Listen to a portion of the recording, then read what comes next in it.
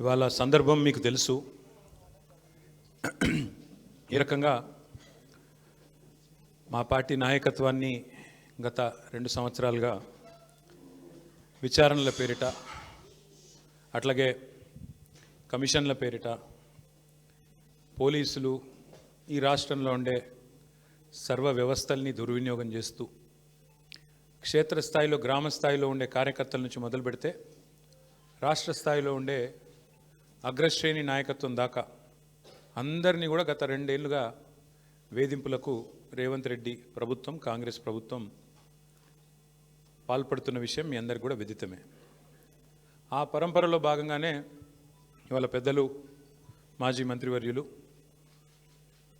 శ్రీ హరీష్ రావు గారిని ఈరోజు ఫోన్ ట్యాపింగ్లో ఏదో విచారణ పేరిట వారు నిన్న రాత్రి అక్కడ సిద్దిపేటలో ఉంటే అర్జెంటుగా ఆగమేఘాల మీద మీరు పొద్దున్నే రావాలా అని చెప్పి రాత్రి 9 గంటలకు నోటీస్ ఇచ్చి పొద్దున్న 11 గంటలకి హరీష్ రావు గారిని రమ్మని ఆదేశిస్తే ఈ దేశంలో ఉండే చట్టాలు, న్యాయ వ్యవస్థ, రాజ్యాంగం వీటి మీద గౌరవం ఉన్న ఒక పౌరుడిగా, ఒక నిబద్ధత కలిగిన నాయకుడిగా రాత్రికి రాత్రి వాళ్ళ పొద్దున నిజానికి ఆయన కార్యక్రమాలు ఉన్నాయి సిద్దిపేటలో, అవన్నీ రద్దు చేసుకొని ఈరోజు రాత్రికి రాత్రి హుటాహుటిన బయలుదేరి వచ్చి దాదాపు రాత్రి 12 గంటలకు హైదరాబాద్ చేరుకొని వాళ్ళ పొద్దున ఉదయమే మళ్ళీ తిరిగి విచారణకు హాజరైనారు. కానీ ఈ విచారణ చూస్తూ ఉంటే ఈ గవర్నమెంటు, ముఖ్యంగా కాంగ్రెస్ పార్టీ యొక్క వైఖరి చూస్తుంటే గతంలో చెప్తారు తాను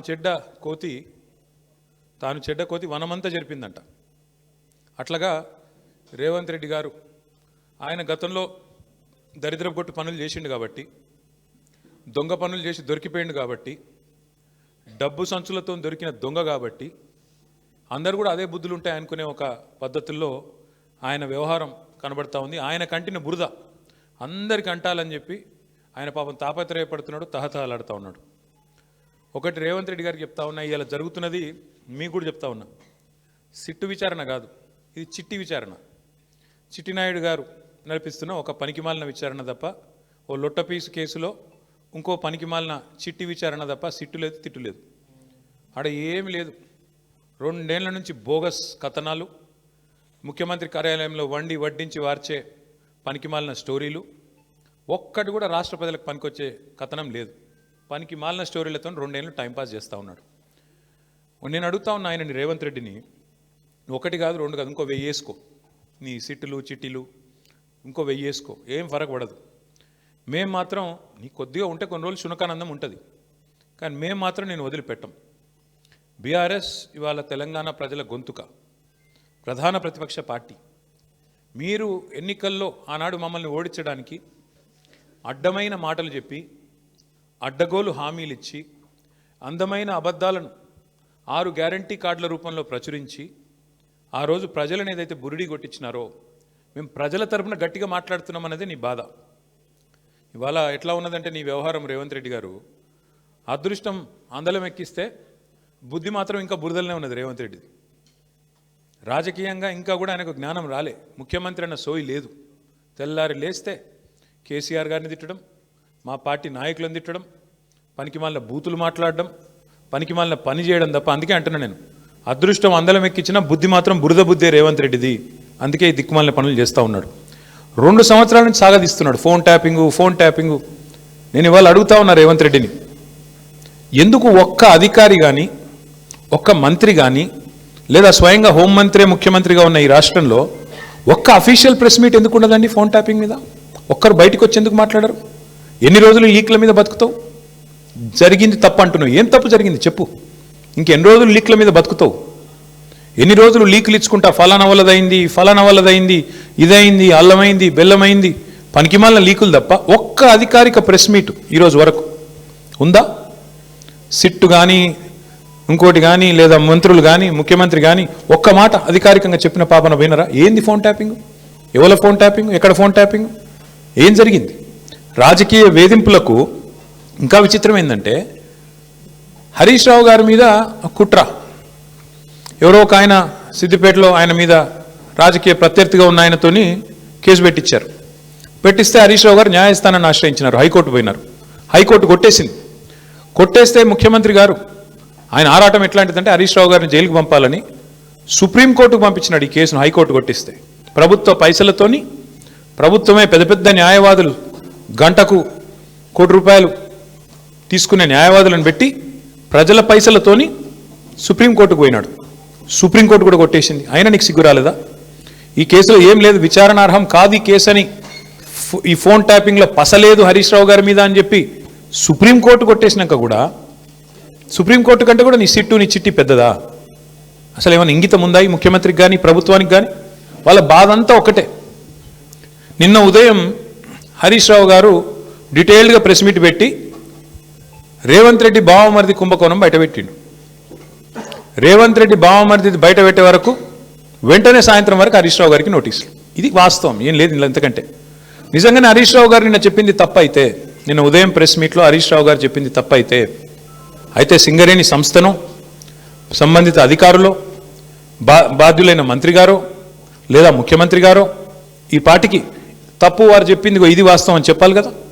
చెప్పారా? 24 గంటలు అయిపోయింది. ఎందుకు మాట్లాడట్లేదు? ఎందుకు ఒక్క స్పందన లేదు? ఎందుకు ఒక్కరంటే ఒక్కరు? కాంగ్రెస్ కుంభకోణాలు బయటపెట్టిన ప్రతిసారి ఇదే డైవర్షన్ గేమ్లు, ఇదే రకమైన డ్రామాలు వీళ్ళకి అలవాటుగా మారిపోయింది. సింగరేణి టెండర్లలో ఇవాళ నేను ఆధారాలతో సహా మీ ముందు బయటపెట్టబోతా ఉన్నా. స్పష్టంగా రేవంత్ రెడ్డి గారి బావమరిది కోసం ఆయనని కింగ్ పిన్గా చేసి, సృజన్ రెడ్డి అనే వ్యక్తిని కింగ్ పిన్గా చేసి ఆయన చుట్టూ ఇవాళ మొత్తం ఆ టెండర్లన్నీ రిగ్గింగ్ చేసి మొత్తానికి 9 టెండర్లు ఇప్పటికే పూర్తి చేసినారు. మీకు ఈ విషయంలో ఒక చిన్న అవగాహన ఉండాలి కాబట్టి ఒక చిన్న విషయం చెప్తాను. మేము గతంలో దాదాపు 10 ఏళ్ళు అధికారంలో ఉన్నాం. సింగరేణి సంస్థలో కేసీఆర్ గవర్నమెంట్ ఉన్నప్పుడు ఎన్నడూ రాజకీయ జోక్యం లేదు, ఎన్నడూ ఇట్లాంటి దిక్కుమాలిన కార్యక్రమాలు లేవు, ఈ పైసల లాలూచి లేదు. అందుకే నీట్గా కంపెనీ నడిచింది. వేలాది మంది కార్మికులకు అద్భుతమైన బోనస్లు ఇచ్చినాం, 30%, 35% బోనస్లు ఇచ్చినాం. సంస్థ బాగు కోసం ఆలోచించినాము, సంస్థను లాభాల్లోకి తీసుకొని పోయే ప్రయత్నం చేసినాం. వేల మంది కార్మికుల వాళ్ళని సంరక్షించడం, వాళ్ళకి ఇచ్చిన వాగ్దానాలు నెరవేర్చడమే లక్ష్యంగా మేము పనిచేసినాం. అందుకే ఆ రోజు సింగరేణి సంస్థలో ఏదైనా టెండర్ పిలిస్తే ఎస్టిమేటెడ్ వాల్యూ కంటే మైనస్లో పోయేది టెండర్. ఎస్టిమేటెడ్ వాల్యూ ₹100 అయితే -10, -20 అంటే కాంపిటీషన్ ఉండేది. కాంట్రాక్టర్లు ఒకరితోనొకరు పోటీపడి మైనస్లో బిడ్ చేసిన పరిస్థితి, దేశవ్యాప్తంగా కాంట్రాక్టర్లు పార్టిసిపేట్ చేసిన పరిస్థితి. వీళ్ళు సింగరేణిని ఒక బంగారు బాతులాగా చూసి దీనిలో ఎట్లా డబ్బులు సంపాదించాలని ఆలోచన చేసి ఒక కొత్త విధానం, ఒక కొత్త నిబంధన తీసుకొని వచ్చినారు. ఆ నిబంధన ఏందయ్యా అంటే, ఎందుకంటే సింగరేణి దక్షిణ భారతదేశంలోనే అతిపెద్ద కోల్ బ్లాక్, భారతదేశంలోనే అతిపెద్ద కోల్ బ్లాక్స్లో ఒకటి. అందుకే ఏం చేసినారు వీళ్ళు, చాలా ఆలోచన చేసి ఈ సృజన్ రెడ్డి అనేవాడు, ఆయనతో పాటు అక్కడ సింగరేణి సంబంధించిన అధికారులు, మరి బట్టి గారికి తెలిసి జరిగిందా తెలియక జరిగిందా, ముఖ్యమంత్రి గారికి అనుసరణలో జరిగిందా నాకు తెలియదు, కానీ ఈ సృజన్ రెడ్డి అనే వ్యక్తి మొత్తానికి ఒక కండిషన్ పెట్టించినాడు. ఏమని? ఖచ్చితంగా ఇప్పుడు ఉదాహరణకు మీరు తెలంగాణలో ఉన్నారు, ఎక్కడో జార్ఖండ్లో కోల్ బ్లాక్ ఉంది, మీకు కంపెనీ ఉంది, మీ కంపెనీకి అర్హతలు ఉన్నాయి, వాళ్ళు టెండర్ పిలిచారు, మీరు డైరెక్ట్గా ఆన్లైన్ టెండర్ వేయచ్చు. ఇవాళ రేపు మొత్తం ₹1,00,000 వరకు కూడా ఆన్లైన్ టెండరే కదా ఇవాళ. 1,00,000 దాటింది అంటే ఈ టెండర్, ఈ ప్రొక్యూర్మెంటు, ఈ టెండర్. అట్లాంటప్పుడు వేల కోట్లు, వందల కోట్లతో ముడిపడ్డ కోల్ బ్లాక్లలో వీళ్ళు ఎంత పనికిమాలిన నిబంధన పెట్టారంటే, మీరు బిడ్ చేయాలంటే, మీరు పార్టిసిపేట్ చేయాలంటే టెండర్లో మీరు ఇక్కడ బిడ్ వేయాలి అంటేనే మీరు సైటుకు స్వయంగా వచ్చి సైటు విజిట్ చేసినట్టు సర్టిఫికేట్ తీసుకోవాలి సింగరేణి దగ్గర అని పెట్టినారు. అంటే దీని ఉద్దేశం ఏంది? ప్రపంచంలో ఇప్పుడు ఆస్ట్రేలియా వాడు ఉంటాడు, అమెరికా వాడు ఉంటాడు, వాడు సింగరేణి బిడ్లో పార్టిసిపేట్ చేయాలంటే వాడు స్వయంగా రావాలా, వచ్చి సింగరేణి అధికారులను కాలు పట్టుకొని, వాళ్ళని వేలు పట్టుకొని బతిమలాడి ఆ సర్టిఫికేట్ తీసుకోవాలి, సైట్ విజిట్ చేసినా అని. వీళ్ళు ఏం చేస్తున్నారు? సైట్ విజిట్కి రాగానే ఆ కంపెనీ పేరు, మేనేజింగ్ డైరెక్టర్ పేరు, CEO పేరు, ఫోన్ నంబరు అన్నీ రాసుకుంటున్నారు. రాసుకొని సుజన్ రెడ్డి స్వయంగా బెదిరిస్తున్నాడు ఫోన్ చేసి, నేను ముఖ్యమంత్రి బామ్మర్ది మాట్లాడుతున్నా, మీరు ఇందులో పాల్గొనొద్దు అని బెదిరిస్తున్నాడు. వినలేదనుకో, మేము వేస్తామా, మాకు సీనియారిటీ ఉందంటే వెంటనే ఏం చేస్తున్నారు? వాళ్ళకి సర్టిఫికేట్ ఇస్తలేరు, వాళ్ళు సైట్ విజిట్ చేసినట్టు కూడా సర్టిఫికేట్ ఇవ్వట్లేదు. తద్వారా వాళ్ళు పార్టిసిపేట్ చేయకుండానే ఎగరగొడతా ఉన్నారు. ఇది జరుగుతూ ఉంది సింగరేణిలో. ఇప్పుడు నైనీ కోల్ బ్లాక్ ఏదైతే నిన్న బట్టి విక్రమార్క గారు రద్దు చేశారో, ఆ రద్దు వెనుక ఉన్నది కూడా వాటాల పంచాయతీ మీకు తెలుసు. అట్లాగే ఈరోజు సింగరేణిలో జరుగుతున్నది కూడా అచ్చంగా ఇదే ఆధారంగా ఇదే పద్ధతుల్లో ఏం జరిగింది అంటే ఇప్పుడు నేను చదివి వినిపిస్తాను, మీరు వినండి. ఇది కొత్తగా ప్రారంభమైంది కాదు. రేవంత్ రెడ్డి గారి గవర్నమెంట్ రాగానే కాంగ్రెస్ గవర్నమెంట్ రాగానే దోపిడీ స్టార్ట్ అయింది. ఎప్పుడు స్టార్ట్ అయింది? ఫిబ్రవరి 24 నుంచి స్టార్ట్ అయింది. ఫిబ్రవరి 20 రోజు ఎంక్వైరీ డేటు ఒక 385 కోట్లది టెండర్ పిలిచిండ్రు. అప్పుడు ఇంకా ఈ సైట్ విజిట్ ఇది పెట్టినట్టు లేరు, అందుకే అప్పుడు కూడా లెస్లనే పోయింది. తర్వాత ఇంకొక టెండర్ పిలిచిండ్రు మేలో, అది కూడా లెస్లనే పోయింది. Godavari Khani RGOC1 RGOCP3 mine, ఈ రెండు కూడా ఇంకా అప్పటికి దిక్కుమాలిన దంద మొదలు కాలే. ఆడికెళ్ళి మొదలైంది కథ. ఎప్పుడు 24కి వెళ్ళి 24 జూన్కి వెళ్ళి మొదలైంది.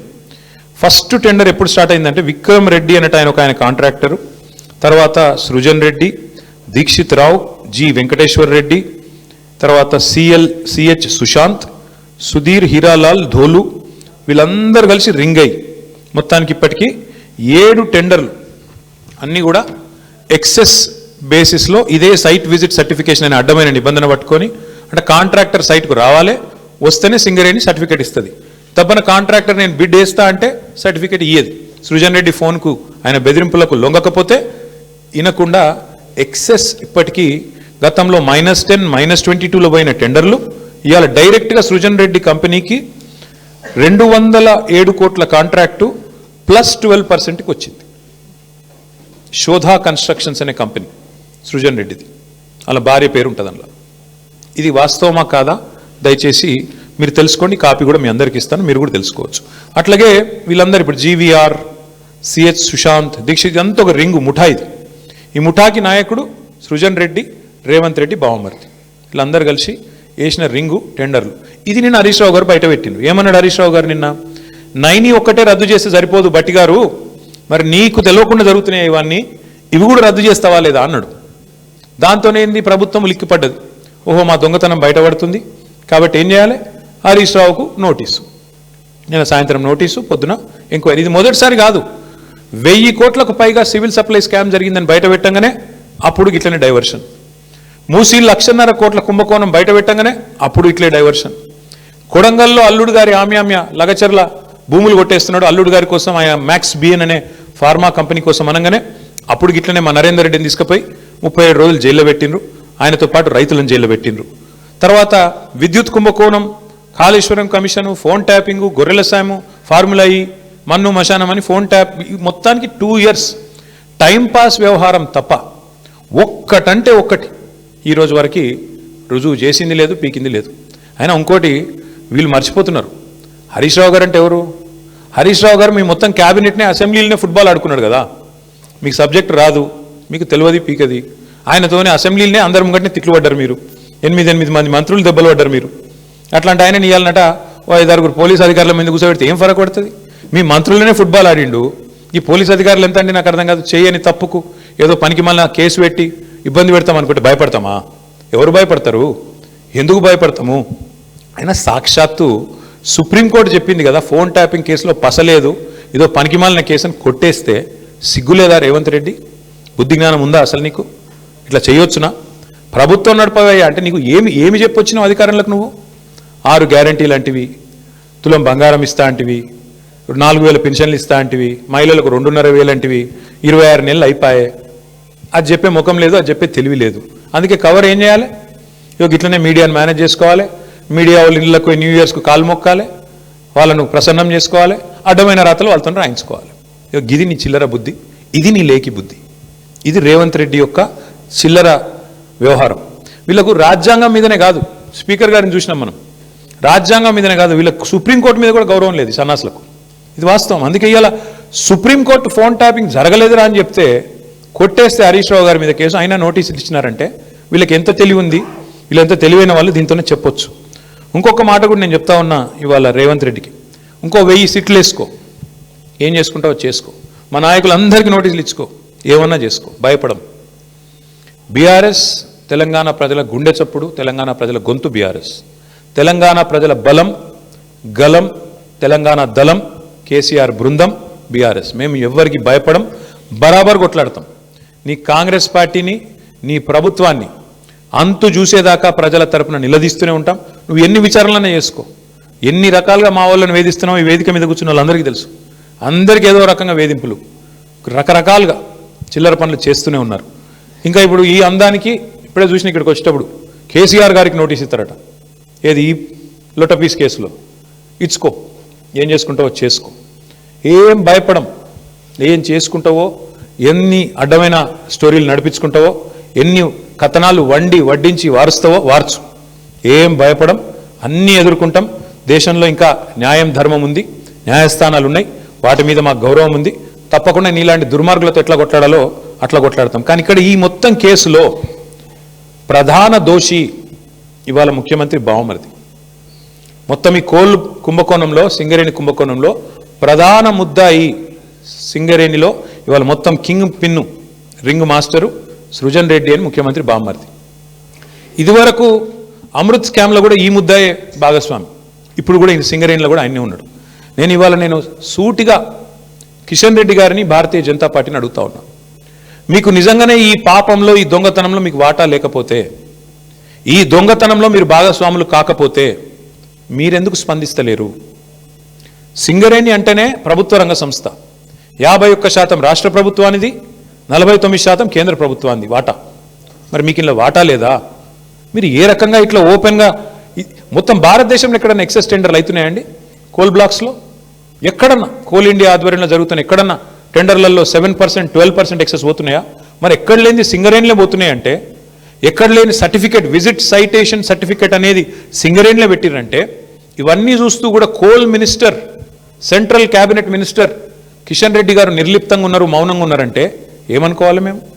ఈయనకు కూడా ఇలా వాటాలు ముడుతున్నాయనా, ఇద్దరు కలిసి పంచుకుంటున్నారనా ఏమనుకోవాలి? అందుకే మేము డిమాండ్ చేస్తూ ఉన్నాం, సిట్టింగ్ సుప్రీంకోర్టు జడ్జితో కానీ, సిట్టింగ్ హైకోర్టు జడ్జితో కానీ వెంటనే ఒక కమిషన్ వేయండి, విచారణకు ఆదేశించండి అని చెప్పి coal minister, cabinet minister Kishan Reddy గారిని మేము డిమాండ్ చేస్తూ ఉన్నాం. మీరు కేంద్ర ప్రభుత్వంలో ఉన్నారు కాబట్టి మీరు రాయొచ్చు డైరెక్ట్గా లెటర్, మీరు రాయండి, సుప్రీంకోర్టుకు రాయండి, సీజేకి రాసి ఇట్లా కుంభకోణం జరిగింది సింగరేణిలో, అక్కడ సెంట్రల్ గవర్నమెంట్ వాటా 49% ఉన్నది, ఇలా సింగరేణిని ఇష్టం వచ్చినట్టుగా దుర్మార్గంగా కొంతమంది చెరబట్టినారు, వెంటనే ఇందులో లోతుపాతులు చూడాలని చెప్పి ఈ సైటేషన్ సర్టిఫికేట్ ఎందుకు పెట్టినారు, ఇదివరకు మైనస్లో పోయిన టెండర్లు ప్లస్లకు ఎందుకు వచ్చినాయి, అలా సడన్గా ఇదివరకు అడ్రస్ లేని సృజన్ రెడ్డికి కాంట్రాక్ట్లు ఎట్లు వస్తున్నాయి, ఇవన్నీ బయటపడాలంటే, దొంగలు దొరకాలంటే సిట్టింగ్ జడ్జితో, సుప్రీంకోర్టు సిట్టింగ్ జడ్జితో న్యాయ విచారణ జరగాలి అని మేము డిమాండ్ చేస్తూ ఉన్నాం మా పార్టీ తరఫున. అట్లాగే ఇవాళ రాష్ట్రంలో పరిస్థితులు నాకంటే బాగా మీకు తెలుసు, ఏ ఒక్క వర్గం కూడా పేపర్ తీస్తే ఏ ఒక్క వర్గం కూడా సంతోషంగా లేదు. ఎక్కడ వాళ్ళు అక్కడ రైతులు రైతు బంధు కోసం ఎదురు చూస్తూ ఉన్నారు. సంక్రాంతి పోయింది, నాట్లేసే టైం అయిపోయింది, ఇవాళ ఎన్నికలు లేవు కదా పంచాయతీలలో, అందుకే రైతు బంధు లేదు. ఇవాళ మళ్ళీ చీరలు వచ్చే కార్యక్రమం స్టార్ట్ చేసారట పట్టణాలలో. అంటే ఓట్లు తప్ప, రాజకీయ యావ తప్ప నీకు వేరే ఏది కూడా పట్టి లేదు.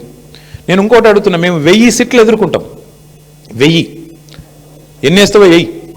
కానీ నేను రేవంత్ రెడ్డి నేను అడుగుతున్నా, మరి మీ సంగతి ఏంది? మీ దండుపాలెం ముఠా, మీ అలీబాబా అరడజన్ దొంగల సంగతి ఏంది? మీ రెవెన్యూ మినిస్టర్ పొంగులేటి శ్రీనివాసరెడ్డి, ఆయన కొడుకు, రెవెన్యూ మినిస్టర్ కొడుకు 100 మంది గుండగాలను వేసుకొని ప్రైవేటు వ్యక్తుల భూముల్లో జొరబడుతున్నాడు. దాని మీద ఏవా సిట్టు? దాని మీద ఉండదా విచారణ? అంటే ఇష్టం వచ్చినట్టు రెవెన్యూ మంత్రి కొడుకు పోయి భూములు కొల్లగొడుతుంటే, ప్రైవేట్ వ్యక్తుల భూముల్లోకి పోయి బౌన్సర్లతో పోయి దాడులు చేస్తుంటే సిట్టులు పిట్టులు ఎడదొచ్చినాయి, ఎందుకేయవు? అట్లాగే అడుగుతున్నా నేను, మీ సన్నిహిత అనుచరుడు రోహిన్ రెడ్డి పారిశ్రామికవేత్త తలకు తుపాకీ పెట్టిండు అని నేను చెప్పుడు కాదు, మీరు చెప్పుడు కాదు, మీడియా చెప్పుడు కాదు, మంత్రి గారి కుమార్తె చెప్పింది, మీ క్యాబినెట్లో ఉన్న మంత్రి గారి కుమార్తె చెప్పింది. మరి దాని మీద ఏవా సిట్టు? మంత్రి గారి ఓఎస్డీ తప్పు చేసిండా? తుపాకీ ఎవడు తలకు పెట్టిండు? మంత్రి గారు ఓఎస్డీ పెట్టిండా, లేకపోతే సీఎం బ్రదర్ లాంటి రోహిన్ రెడ్డి పెట్టిండా? దాని మీద ఉండదా సిట్టు? అట్లాగే నిన్నగాక మొన్న ఏఐసిసి సెక్రటరీ 8 కోట్ల రూపాయలు ఇవ్వాలి, ఇవ్వకపోతే నీ కాంట్రాక్ట్ ఆపేస్తా అని చెప్పి కాంట్రాక్టర్ని బెదిరిస్తే ఆయన పోయి పోలీస్ స్టేషన్లో కంప్లైంట్ ఇచ్చిండు. బ్రహ్మరాంబిక అనేది ఉంది ఏజెన్సీ, అలంపూర్ బ్రహ్మరా. మరి దాని మీద ఉండదా సిట్టు? దాని మీద వస్తలేదా నీ చేయిలు? అట్లాగే నీ బామ్మర్ది మీద వేస్తావా సిట్టు? అంటే ఈ సిట్టులు పిట్టులు, ఈ డ్రామాలు ఓన్లీ బీఆర్ఎస్ని టార్గెట్ చేసుకుంటేనే వేయాలి. బీజేపీని ముట్టవు, మీ కాంగ్రెస్ వాళ్ళను అసలు ఇన్ని కుంభకోణాలు డైరెక్ట్గా బహిరంగంగా బద్దలవుతుంటే దాని మీద సిట్లు ఉండవా? అంతెందుకు నేను ఇంకోటి అడుగుతున్నా, మరి ఒక మీడియా సంస్థ ఏదో కథనం వేస్తే దాని మీద సిట్టేసి 3 జర్నలిస్ట్ని అరెస్ట్ చేసినావు కదా, మరి ఇంకో మీడియా సంస్థ చెప్తున్నది సేమ్ మాట చెప్పింది. ఇంకో మీడియా సంస్థ అయితే ఇంకా దారుణంగా మాట్లాడింది. బట్టి విక్రమార్కనే ఇలా పాత్ర పోషించిండు, ఆయననే మొత్తం టెండర్లు రిగ్ చేసిండు నైనిలాన్ ఓపెన్గా ఒక మీడియా సంస్థ రాసింది. మరి వాళ్ళ మీద ఎందుకో ఉండదు యాక్షన్, వాళ్ళ మీద ఉండదా సిట్టు? అంటే పగబడితే కూడా ఓన్లీ తెలంగాణ జర్నలిస్టులను పగబట్టాలా? ఓ 2 బీసీ బిడ్డలు, ఒక ఎస్సీ బిడ్డ, 3 జర్నలిస్టులు, వాళ్ళని మాత్రం లోపలేయాలా? యాజమాన్యాలను ముట్టవు, నీకు ఆ ధైర్యం లేదు. వాళ్ళని మాత్రం ఎవరైతే అసలు దొంగలు ఉన్నారో వాళ్ళని ముట్టుకునే ధైర్యం లేదు నీకు. ఇవన్నీ ప్రజలు చూస్తలేరు అనుకుంటున్నావా? నేను ఒకటే అంటా ఉన్నా, నువ్వు ఏమన్నా చేసుకో రేవంత్ రెడ్డి, ఒకటి మాత్రం పక్క, నిన్ను మాత్రం వదిలిపెట్టం. ఇవాళ నేను అధికారులకు కూడా చెప్తా ఉన్నా, ఈ ఫోన్ ట్యాపింగ్లు వీటి మీద జరుగుతున్న ధారావాహికంగా జరుగుతున్న డ్రామాలు, ఇందులో భాగస్వాములు అయితే అధికారులకు కూడా నేను చెప్తా ఉన్నా, ప్రతిరోజు ఒక్కరిదే ఉండదు. ఇంకో 2-2.5 ఏళ్లలో మళ్ళీ మా ప్రభుత్వం తప్పకుండా వస్తుంది. మీకు తెలుసు, అది ప్రజల మూడు మీకు తెలుసు. మొన్న గ్రామ పంచాయతీ ఎన్నికల్లో చూసినారు, మీకు తెలుసు. ఇవాళ ఎన్నికలు పెడితే రాష్ట్రంలో ఏం ఫలితం వస్తుందో కూడా అధికారులకు తెలుసు. నేను వారికి చెప్తా ఉన్నా, మేమెన్నడూ గత 10 ఏళ్లలో ఇట్లా అధికారాన్ని దుర్వినియోగం చేయలేదు, ఎక్కడా చేయలేదు. ముఖ్యంగా పోలీస్ వ్యవస్థను ఇంత అడ్డంగా దుర్వినియోగం చేసేదైతే ఇవాళ నాటకాలు ఆడుతున్నారో వాళ్ళందరికీ నేను ఒకటే చెప్తా ఉన్నా, మీరు బలవుతారు, మధ్యలో మీరు బలవుతారు. రేవంత్ రెడ్డి రాజకీయ క్రీడలో మీరు బలవుతారు. మొన్నెట్లయితే కాంగ్రెస్ పార్టీ అంతర్గత కుమ్ములాటల్లో ఆధిపత్య పోరులో జర్నలిస్టులు బలైనారో, రేపు నేను చెప్తున్నా, మీరు భాగస్వాములు అయితే అధికారులు మీరు బలవుతారు. గుర్తుపెట్టుకోండి. రిటైర్ అయిన వాళ్ళని ఏం చేయలేరు భవిష్యత్తులో బీఆర్ఎస్ వాళ్ళు అనుకుంటురేమో, దానికి కూడా మాకు రేవంత్ రెడ్డి గారే తోజు పెట్టిండు. రిటైర్ అయిన అధికారులను కూడా తీసుకొచ్చి 40 రోజులు జైల్లో పెట్టినాడు. కాబట్టి రిటైర్ అయిపోతాము, తప్పించుకుంటాము అనుకునే వాళ్ళకు కూడా నేను చెప్తా ఉన్నా, ఎవరు ఎక్కడికి పోలేరు. ఇప్పుడు ఎవరెవరైతే రేవంత్ రెడ్డి గారు ఆడిచ్చినట్టు ఆడుతుండ్రో, అక్రమమని తెలిసి కేసులు పెడుతుండ్రో, అక్రమమని తెలిసి అడ్డదారులు దొక్కుతున్నారో, ఇంకెక్కువ మాట్లాడుతున్నారు కొంతమంది. అయితే ఎమర్జెన్సీ అయితే మీరు బయట ఉండురా, లోపల ఉందరు. ఎవరు ఎక్కడుండాలో కాలం నిర్ణయిస్తుంది, ప్రజలు నిర్ణయిస్తారు. ఒళ్ళు దగ్గర పెట్టుకుని ఉంటే మంచిది. ఈ టైప్లో ఆయన ఆడిచ్చినట్టు ఆడితే మాత్రం మీకు కూడా తప్పకుండా భవిష్యత్తులో మరి చట్టపరంగా న్యాయపరంగా మీకు కూడా ఇబ్బందులు ఉంటాయి. గుర్తుపెట్టుకోవాలని చెప్పి కూడా అధికారులకు చెప్తూ, ఈ డైవర్షన్ డ్రామాలు మేము పట్టించుకోం. హరీష్ రావు గారు బ్రహ్మాండంగా పోతారు. ఆయన ఏమడిగినా సమాధానం చెప్పడానికి ఆయన రెడీగా ఉన్నారు.